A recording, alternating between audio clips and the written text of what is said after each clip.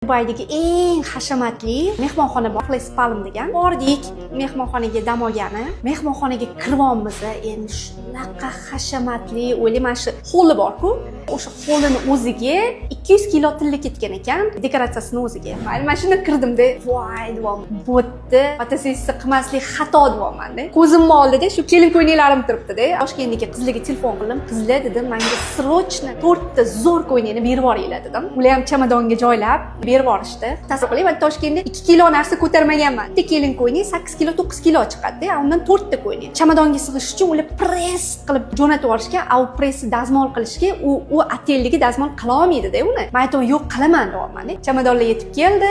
Ertalabgacha men ularni hammasini ochib, haligi eng slabbiy dazmolni bittalab uni hammasini dazmol qilib chiqdim. Men hech qachon ko'ynak bilan, model bilan ishlamaganman. Biz chiqqanimizda qizlarimiz ishlashganda har doim. 6 da model yetib keldi.